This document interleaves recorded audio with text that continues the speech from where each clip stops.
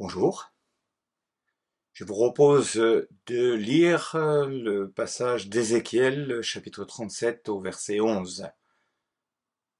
Il est dit, « Il m'a dit, Fils de l'homme, ces ossements, c'est toute la communauté d'Israël. » Et il affirme, « Nos os sont desséchés, notre espérance est détruite, nous sommes anéantis. » À cause de leur désobéissance à Dieu, les Israélites, sur leur terre, ont été attaqués par les Babyloniens. Les têtes sont parties en exil dans cette ville pécheresse de Babylone qui représente le monde, et Dieu avertit le peuple à Jérusalem de sa destruction totale. Dans ce texte d'Ézéchiel 37, 30 ans sont passés, donc une génération. En tout, il y aura 70 ans d'exil, et donc 2 générations qui vont s'écouler. Une de plus que dans le désert suite à la sortie d'Égypte. Les exilés n'en peuvent plus et vont lancer cet appel au secours. Nos os sont desséchés, notre espérance est détruite, nous sommes anéantis. Peut-être vous en êtes à ce stade aujourd'hui avec la vague impression ou la certitude de l'abandon de Dieu, de vos amis chers, ou vous êtes en burn-out, en dépression, ou plus que simplement, si je puis dire, fatigué de votre situation, du monde et du manque d'avenir.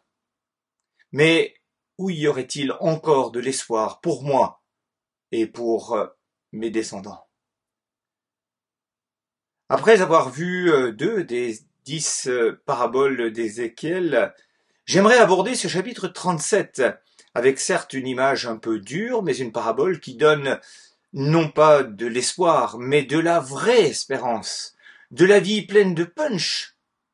Il ne s'agit pas là d'une situation difficile, mais d'une situation de non-retour, comme dans la Genèse, créée à partir de la poussière du sol. Ce texte ne parlera pas de résurrection, mais de reconstitution, de régénération.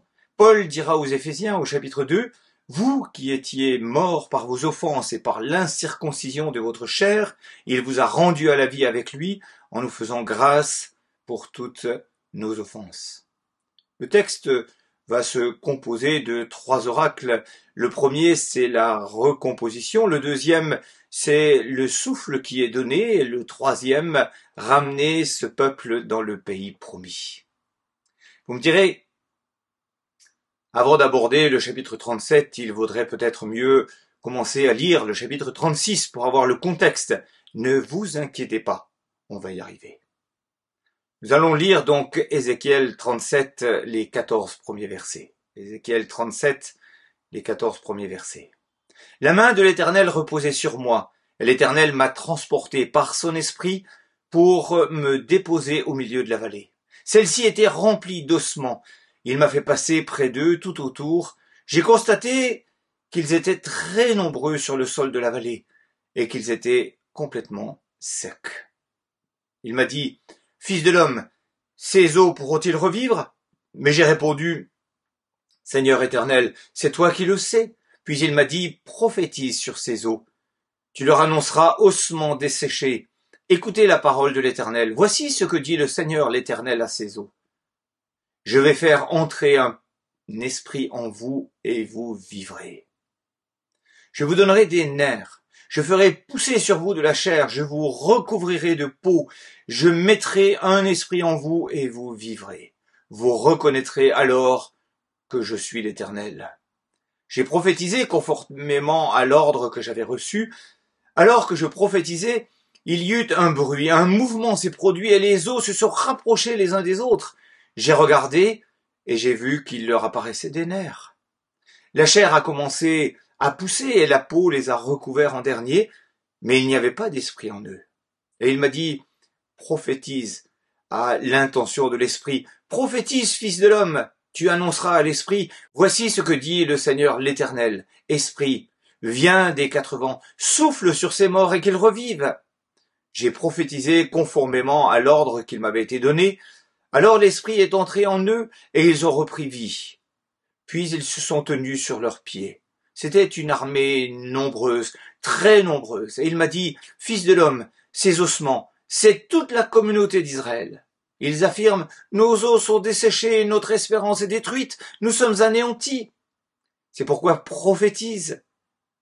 Tu leur annonceras « Voici ce que dit le Seigneur, l'Éternel. Je vais ouvrir vos tombes et je vous en ferai sortir, vous qui êtes mon peuple, et je vous ramènerai sur le territoire d'Israël. Vous reconnaîtrez que je suis l'Éternel lorsque j'ouvrirai vos tombes et vous en ferai sortir, vous qui êtes mon peuple. Je mettrai mon esprit en vous, vous vivrez, et je vous donnerai du repos sur votre territoire. Vous reconnaîtrez alors que moi, l'Éternel, j'ai parlé, agi, déclare l'Éternel. Comme Esdras et Néhémie, dont Charpie nous a parlé récemment, la bonne main de Dieu était sur Ézéchiel, nous dit le texte. Comme Jean dans l'Apocalypse qui fut saisi par l'Esprit, et comme Jésus fut transporté, Matthieu 4, par l'Esprit pour aller dans le désert, Ézéchiel fut transporté par l'Esprit spirituellement dans une vallée pour qu'il voie à quoi ressemble le peuple de Dieu à son époque. La vision est terrible. La mort est là, et elle a fait ses affaires depuis longtemps. Je vais donc évoquer 7 points différents, extraits de ce passage fabuleux. Premièrement, sans Dieu, aucun espoir et impossibilité de redonner la vie. Dieu va obliger Ézéchiel à regarder les choses comme lui, Dieu, les voit. Quand je regarde la rue depuis ma fenêtre, je vois des hommes et des femmes qui courent. Certains crient après leurs enfants, d'autres courent après le tram qui part, d'autres écoutent de la musique un peu trop forte à mon goût. J'entends la police qui passe à toute vitesse, les chiens qui jappent et j'en passe. Il y a des bruits, il y a des odeurs qui prouvent l'existence de la vie. Cette vision qu'Ézéchiel reçoit de la part de Dieu. Y a-t-il de la vie? Non. On est très loin de là, puisqu'il ne voit que des eaux desséchées qui jonchent le sol. Tout un peuple arrêté là. Il n'y a plus aucun espoir dans cette situation. Aucun. Même les meilleurs scientifiques ou médecins de notre temps ne s'y arrêteraient même pas. On est tellement plus loin que l'encéphalogramme plat, signe de perte de vie. Pour la plupart, nos contemporains qui courent sont dans cet état spirituel. La parole les déclare comme morts à cause de leurs péchés, sans pouvoir se sauver eux-mêmes. Ce que nous étions aussi nous-mêmes, sans le sauvetage par la croix. Deuxième, Dieu t'oblige à faire un état des lieux. Le verset 2 dit « Me posa au milieu de la plaine, il me fit passer auprès d'eux, tout autour, et voici, ils étaient fort nombreux sur la face de la plaine. Et voici, ils étaient très secs. » Un état des lieux d'abord sur soi. On s'est questionné lors de ma dernière prédication en se demandant où on en était dans notre relation avec le Seigneur. C'est nécessaire et fondamental pour grandir avec lui et lui rendre l'honneur qui lui est dû. Ce n'est pas pour notre bien-être, tant recherché aujourd'hui, mais pour être un serviteur efficace pour Dieu et être bien à sa place devant lui et dans ce monde dans lequel il nous a placés. Puis c'est envers nos contemporains. J'ai souvent entendu ce discours. Qu'ils soient sauvés ou pas, cela regarde Dieu seulement. Mais non. Si nous ne sommes pas appelés à être des juges sur nos contemporains, Dieu veut nous ouvrir l'esprit pour que nous puissions saisir sa réalité et donc savoir à qui nous devons prêcher la parole et à qui nous devons laisser une parole d'encouragement dans la foi et inversement. Nous ne sommes pas des scanners de Dieu, mais des brebis du divin berger. D'appeler frère un non-chrétien, c'est lui faire croire qu'il est sauvé et ainsi le pousser vers la mort éternelle.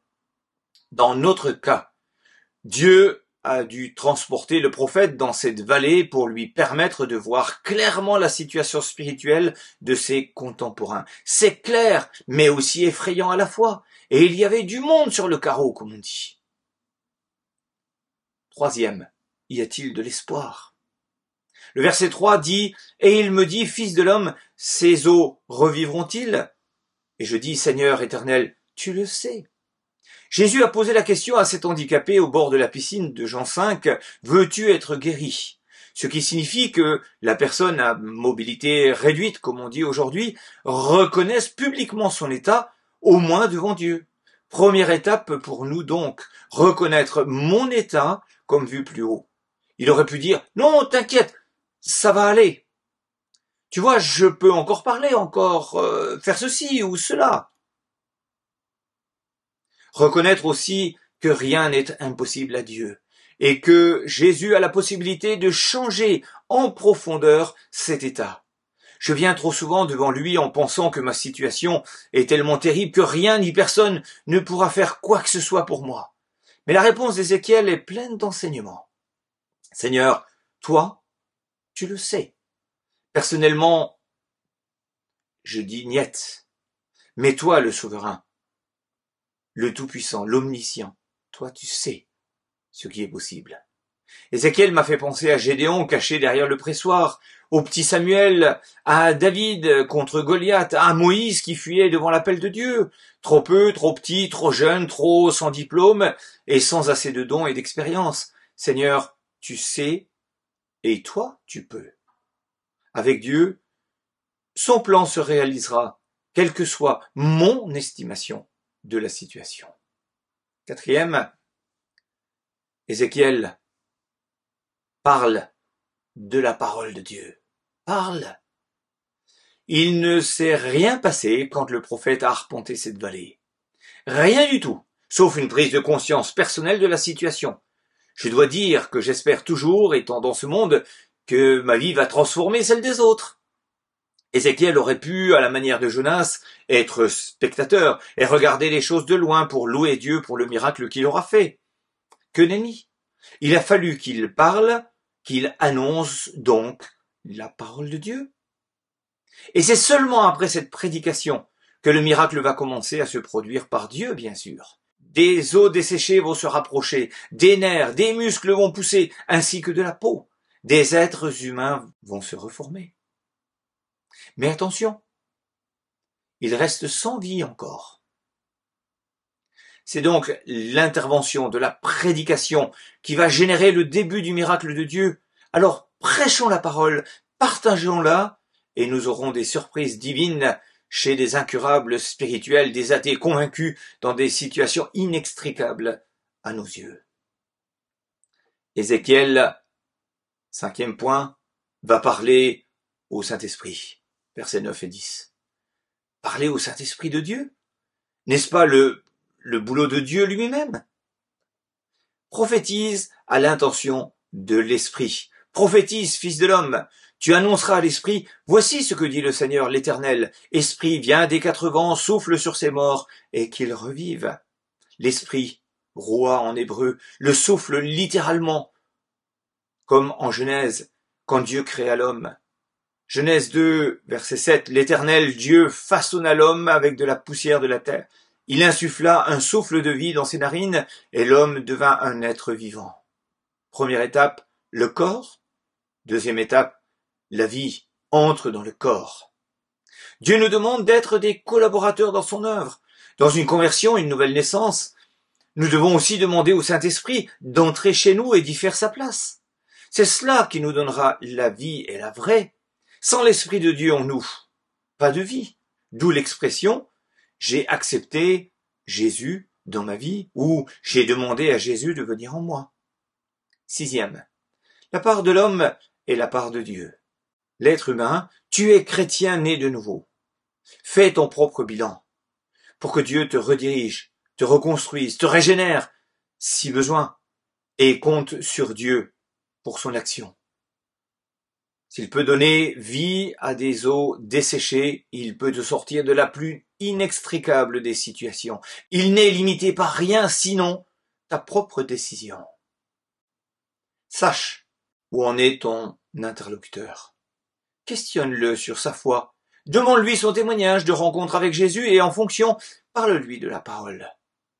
Être, vivre à ses côtés ne suffit pas, mais parle. N'oublions pas que la nouvelle naissance est un miracle. C'est un vrai miracle. Et Dieu, par ce texte, il t'a éclairé. Alors écoute-le et pense à agir. Dans sa grâce, il t'a équipé. Dans son amour, il mettra ses paroles dans ta bouche pour que tu parles de son amour incommensurable. 7e. Un mot sur le verbe prophétiser. Chers frères, chères sœurs, parle. Prophétiser, c'est parler de la part de Dieu. Ézéchiel était le prophète de Dieu. Moïse était le prophète de Dieu aussi. Mais Aaron était le prophète de Moïse. Prophétiser, c'est parler aux hommes dans le but essentiel d'édifier, d'exhorter et de consoler. Acte 15, verset 32, 1 Corinthiens 14, verset 3, verset 31, Apocalypse 19, verset 10. Juste une petite note. Dans les actes, il n'y a que 3 prophéties prédisant des événements futurs. Acte 11, 28, 13, 11 et 21, versets 10 et 11. Et pourtant, beaucoup ont prophétisé dans les actes, et même l'Apocalypse, qui est essentiellement une révélation de l'avenir. Il avait pour mission immédiate de fortifier et d'encourager les chrétiens confrontés à la persécution de leur temps. Le prophète ne dit pas des généralités. Il nomme des choses concrètes par leur nom, donne une promesse précise pour une situation précise. La note spécifique de la prophétie, c'est son caractère particulier. C'est une parole particulière inspirée par Dieu, donnée à une personne précise ou à un groupe particulier, dans le but particulier, à un moment particulier, dit Watson. Je vais donner un exemple. Un pasteur enseigne l'Église dans sa prédication. À la fin du culte, une personne vient le voir en lui disant « J'en ai marre, chaque fois que je viens au culte, vous parlez de moi dans vos prédications. » Le pasteur ne comprend pas cette réplique, parce qu'il n'a ni cité de nom, ni de situation dans laquelle cette personne a été apparemment impliquée. Mais Dieu a interpellé cet homme en inspirant ce pasteur à dire une parole qui le toucherait. Prophète, à l'insu de son plein gré, pas de geste, pas de cri, pas de phrase spéciale, mais être disponible pour Dieu dans son langage habituel. En conclusion, ce texte est plein d'espérance qui vient d'en haut. De rien, le Seigneur donne la vie et la vraie. Il ne donne pas seulement des corps équipés musculairement, mais donne l'esprit, le souffle, la vie, quoi. Comme lors de la création. Tu crois que tu ne t'en sortiras jamais? Si Dieu a fait cela, il peut changer ta vie et tes circonstances, ma vie et mes circonstances. Tu crois que tel ou tel ne pourra jamais se convertir? Si Dieu a fait cela, il peut changer ton Saul de Tarse. C'est une nouvelle excellente et elle est formidable pour nous. Et le témoignage que l'on peut rendre par le souffle de l'Esprit de Dieu qui nous fait vivre. Mais il y a un deuxième but, un but ultime à tout cela. Pour qui revient le but final de cette régénération? Pour Dieu, pour sa gloire, qui éclatera aux yeux des nations pour que son nom ne soit pas bafoué. Point barre. Notre nouvelle naissance nous donne l'assurance de la vie éternelle, mais reste un témoignage face au monde de la puissance de Dieu, et vous saurez que je suis l'Éternel. En témoignent ces quelques versets du chapitre précédent, le chapitre 36, dont je vous parlais tout à l'heure. Nous allons en lire quelques versets, donc du 22 au 38. Et il est dit, c'est pourquoi.